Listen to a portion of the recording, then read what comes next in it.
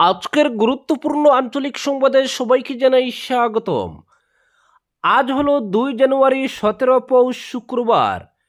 আজকের সকালের বরাক উপত্যকা তথা আসাম এবং দেশের গুরুত্বপূর্ণ বিশেষ বিশেষ খবর হলো: উচ্ছেদ আতঙ্কে স্বেচ্ছায় ঘরবাড়ি ভেঙে নিয়ে দামচড়া ছাড়ছেন মানুষ।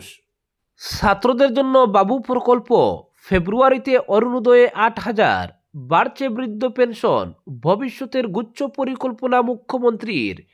এ ব্যাপারে বিস্তারিত থাকবে প্রতিবেদনে। আসামকে বাঁচাতে হলে হিমন্তের মতো দক্ষ নেতার প্রয়োজন, বললেন কমলাক্ষ দে পুরকায়স্থ। বদরপুরে বিসর্জন ঘাটের শিলান্যাস।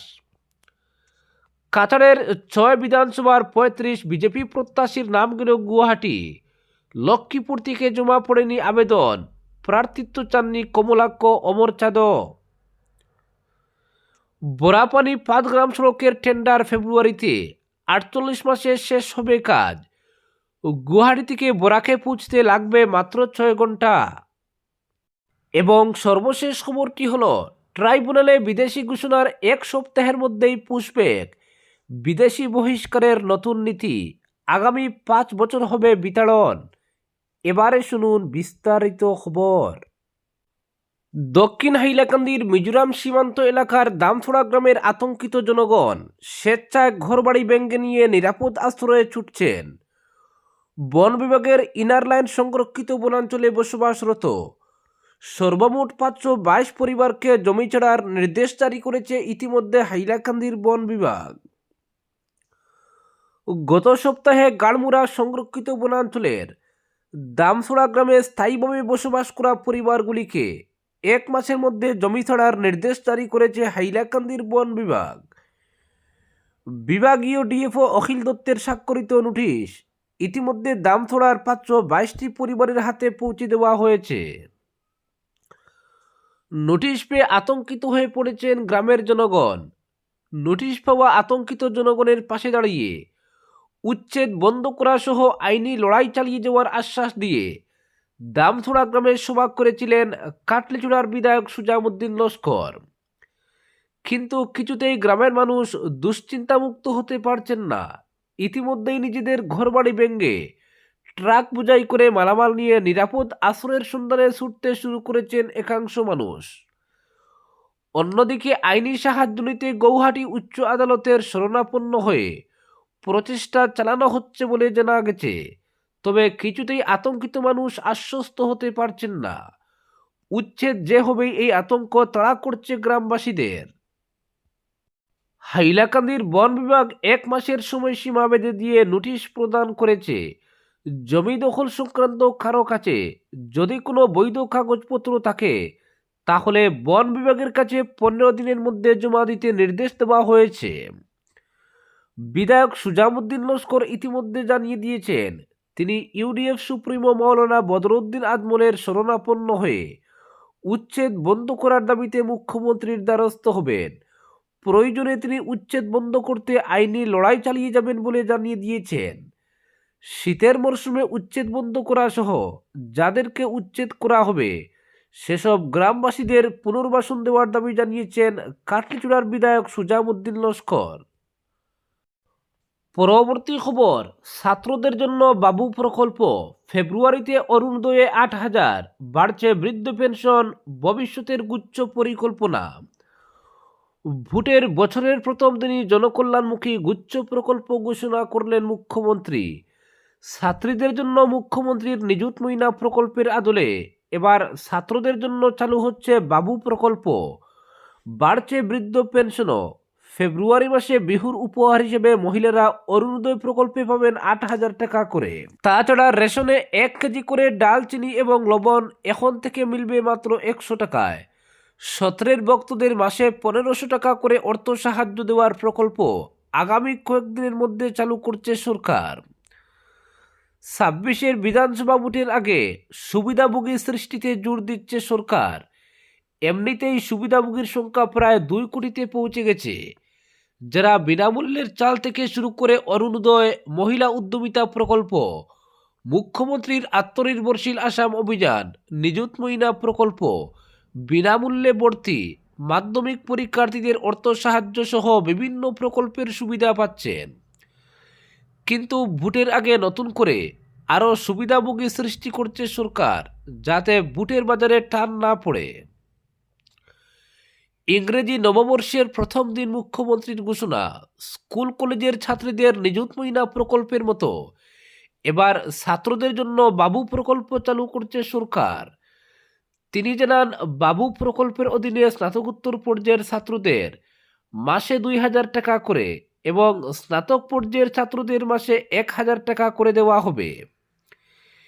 1 ফেব্রুয়ারি থেকে প্রকল্পের সুবিধা বিতরণ শুরু হবে। প্রকল্পের প্রথম বছর স্নাতক এবং স্নাতকোত্তর পর্যায়ের প্রথম বর্ষের ছাত্রদের অন্তর্ভুক্ত করা হবে। তবে নিযুত ময়নার মতো বাবু প্রকল্প অবশ্য সকলের জন্য উন্মুক্ত হবে না। মুখ্যমন্ত্রী জানান, যেসব ছাত্রের অভিভাবকদের বার্ষিক আয় 4 লক্ষের নিচে তাদেরই অর্থ সাহায্য দেওয়া হবে। তাছাড়া সরকারি চাকুরির পরিবারের ছাত্ররাও প্রকল্পের বাইরে থাকবে। বৃদ্ধ পেনশন হিসেবে মাসে 250 টাকা করে পান 60 ঊর্ধ্ব নাগরিকরা।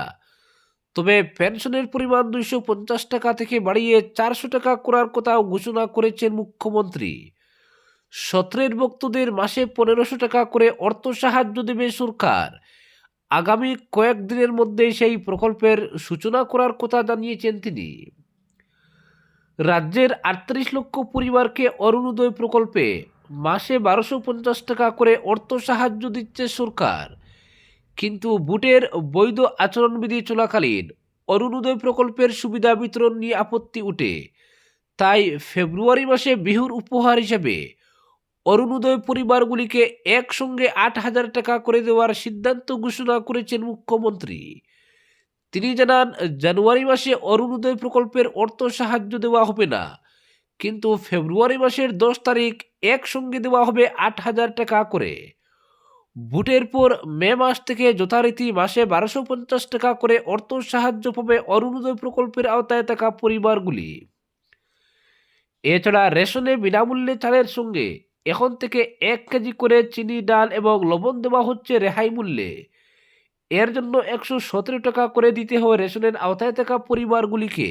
কিন্তু ভোটের বছরে সরকারের সিদ্ধান্ত 117 টাকা নয়, 100 টাকায় দেওয়া হবে 1 কেজি করে চিনি, ডাল ও লবণ। মুখ্যমন্ত্রীর দাবি, 17 টাকা করে দাম কমবে, ফলে উপকৃত হবে রেশনের আওতায় থাকা গরিব পরিবারগুলি। পরবর্তী খবর, বদরপুরে বিসর্জন ঘাট নির্মাণের জন্য ভূমি পূজা হলো বৃহস্পতিবার। 1,46,500,000 টাকার ওই প্রকল্পের কাজের শিলান্যাস করলেন বিধায়ক কমলাক্ষ দে পুরকায়স্থ। ভূমি পূজা শেষে নারকেল ভেঙ্গে এই শিলান্যাস পর্ব সম্পন্ন হয়। এ মর্মে আয়োজিত হয়ে এক সভা। বক্তব্য রাখতে গিয়ে বিধায়ক বলেন, এটা বদরপুরবাসীর জন্য নববর্ষের উপহার মুখ্যমন্ত্রীর। আরও অনেক উন্নয়নমূলক কাজ হবে।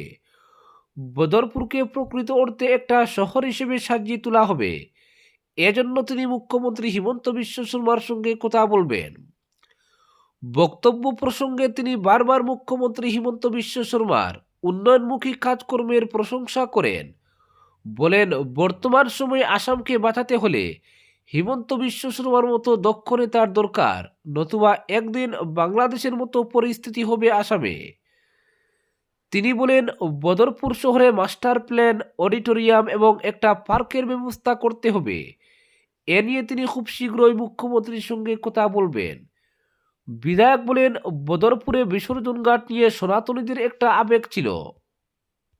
দীর্ঘ বছর ধরে এখানে বিসর্জন ঘাট নির্মাণের দাবি থাকলেও সেটা পূরণ হয়নি। ডিলিমিটেশনের ফলে বদরপুর শহর কাঠিগোড়ায় চলে যায়। এই সুবাদে তিনি বদরপুরের কাজ করতে পারছেন। কমলাক্ষ বলেন, বদরপুর পৌরসভা সহ জনগণের এই দাবি নিয়ে তিনি মুখ্যমন্ত্রীর সঙ্গে আলোচনার পর মুখ্যমন্ত্রী বিসর্জন ঘাট নির্মাণের জন্য 1,44,500,000 টাকা বরাদ্দ করেন। আর কাজও শুরু হলো নববর্ষের প্রথম দিন থেকে।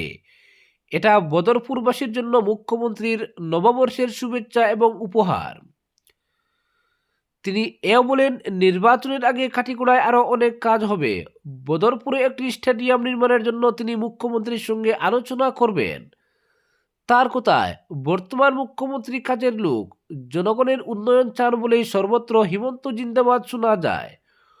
অনুষ্ঠানে অজস্র লোক হিমন্ত বিশ্ব শর্মা কমলাক্ষ দেব পুরকায়স্ত জিন্দাবাদ বলে স্লোগান দেন।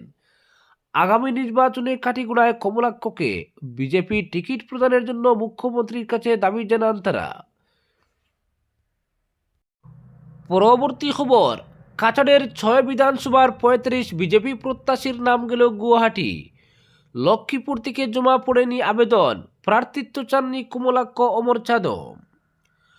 ভোট প্রস্তুতির মধ্যে প্রার্থিত্ব নিশ্চিত করতে যখন মরিয়া বিজেপি, তখন গেরুয়া দলের মনোনয়ন পেতে জোর তৎপরতা শুরু হলো কাছাড়ে। আর এমন আবহেই কাছাড় জেলার 7টির মধ্যে 6 বিধানসভা কেন্দ্রের 35 জন প্রত্যাশীর নাম গুয়াহাটি পাঠিয়েছে বিজেপির জেলা নেতৃত্ব। এই 35 প্রত্যাশীর মধ্যে সর্বাধিক 12 জন রয়েছেন উদারবন্দের, 8 জন শিলচরের, বড়খোলা থেকে 7 জন। তবে দখলে থাকা আসনের বিধায়করা আবেদনের তালিকায় নেই, তাদের আবেদন গ্রহণ করা হবে পরবর্তীতে। তখন স্বাভাবিকভাবেই প্রত্যাশীর সংখ্যা আরও বাড়বে। জানা গেছে, প্রদেশ বিজেপির নির্দেশে হঠাৎ করেই প্রত্যাশীদের আবেদন চেয়ে বসে কাছাড় বিজেপি। গত মঙ্গলবার জেলা বিজেপির এই তৎপরতায় ইটখোলার দলীয় কার্যালয়ে হুমড়ি খেয়ে পড়েন প্রত্যাশীরা। এক এক করে 30 জনের বেশি প্রত্যাশী বিভিন্ন কেন্দ্রের প্রার্থী হতে চেয়ে আবেদনপত্র জমা দেন জেলা বিজেপির সভাপতি রূপম সাহার হাতে। তবে কাটিগড়া বিধানসভা কেন্দ্রে যাদের নিয়ে চর্চা হচ্ছে তাদের মধ্যে অন্যতম বিধায়ক কমলাক্ষ দেব পুরকায়স্ত এবং প্রাক্তন বিধায়ক অমর চাঁদ জৈন আবেদনপত্র জমা দেননি জেলা বিজেপিতে। কাছাড় জেলার একমাত্র মন্ত্রীর কেন্দ্রে লক্ষ্মীপুর থেকেও জমা পড়েনি কোনো আবেদন। সূত্রের খবর, কমলাক্ষ বিজেপির কাছাকাছি চলে এলেও এখনও আনুষ্ঠানিকভাবে গেরুয়া বসন পড়েননি, ফলে তিনি জমা দেননি আবেদনপত্র। অপরদিকে প্রাক্তন বিধায়ক অমর চাঁদ জৈন আগামী বছর নির্বাচনে লড়তে ইচ্ছুক কিনা তা এখনও স্পষ্ট নয়, ফলে তাকেও মনোনয়ন জমার দিনে দেখা যায়নি বিজেপি অফিসে। সংখ্যালঘু অধ্যুষিত সোনাই বিধানসভা আসন মিত্রদল এজিপিকে ছেড়ে দেওয়া নিয়ে জল্পনা থাকলেও এই কেন্দ্র থেকেও এক প্রত্যাশীর মনোনয়ন জমা পড়েছে রূপম সাহার হাতে। সূত্রমতে, নির্বাচনে বাজিমাত করতে ভোট প্রস্তুতির মধ্যে আগেভাগেই প্রার্থিত্ব নিশ্চিত করে প্রত্যেককে ময়দানে নামিয়ে দিতে চাইছে বিজেপি। ফলে প্রত্যাশীদের তালিকা প্রস্তুতে নির্দেশ দেয় রাজ্য নেতৃত্ব। এই নির্দেশের পরিপ্রেক্ষিতে জেলা বিজেপি তৎপর হতেই একদিনে প্রায় 30টির আবেদন জমা পড়েছে বিজেপি কার্যালয়ে। বাকি আবেদনপত্র জমা পড়েছিল বহু আগেই। উদারবন্দ বিধানসভা কেন্দ্র থেকে সর্বাধিক প্রত্যাশী রয়েছেন। এর মধ্যে প্রাক্তন বিধায়ক রাজদীপ গোয়ালা সহ নবারুণ চক্রবর্তী, হেমাঙ্গ শেখর দাস, সুরেন্দ্র প্রসাদ সিং, প্রসেনজিৎ ভট্টাচার্য, বাসুদেব শর্মা, অরিজিৎ তাঁতি, শ্যামাপদ রায়, মৃদুল মজুমদার, মিঠুননাথ, কাঞ্চন সিং, জয়জ্যোতি দে রয়েছেন। দ্বিতীয় সর্বাধিক প্রত্যাশী রয়েছেন শিলচর বিধানসভা কেন্দ্রে। সেখানে প্রাক্তন বিধায়ক দিলীপ কুমার পাল ছাড়াও গোপাল কান্তি রায়, রূপম নন্দী পুরকায়স্ত, অপরাজিৎ চক্রবর্তী, বিবেক পুদ্দার, দেবাশিস সোম, তীর্থঙ্কর দেবরায়, অমরেন্দ্র পাল রয়েছেন। এছাড়াও বড়খোলা কেন্দ্র থেকে প্রত্যাশী হিসাবে মনোনয়ন চেয়ে আবেদনপত্র জমা দিয়েছেন প্রাক্তন বিধায়ক কিশোরনাথ, মানব সিং, বুলানাথ যাদব, গীতননাথ, অনুরাধা দেব, অমলেন্দু দাস এবং কঙ্কন নারায়ণ শিকদার। ধলাই বিধানসভার প্রার্থী হতে আবেদনপত্র জমা দিয়েছেন 4 জন। এদের মধ্যে রয়েছেন অমিয়কান্তি দাস, ডক্টর সুবীর মালাকার, স্বপন শুক্লবৈদ্য, মিহির রায়। সোনাই বিধানসভা কেন্দ্রের মনোনয়ন চেয়ে আবেদন জানিয়েছেন রামেশ্বর শর্মা। কাটিগড়ার প্রার্থী হতে মনোনয়ন চেয়েছেন সুখেন্দু কর, বিপ্লব কুমার পাল, নিত্যগোপাল দাস। যখন বিধায়করা তাদের আবেদনপত্র জমা দেবেন তখন প্রত্যাশীদের মধ্যে টিকিটের লড়াই আরও জমে ওঠার সম্ভাবনা প্রবল, কারণ প্রত্যেক প্রত্যাশী ইতিমধ্যে ময়দান চষে বেরিয়ে নিজেদের উপস্থিতির জানান দিচ্ছেন। তবে মনোনয়ন লাভে কার ভাগ্যে শিখে চিড়িবে তা জানা যাবে আগামী মাসে। আজকের বিশেষ সংবাদ এখানেই সমাপ্ত।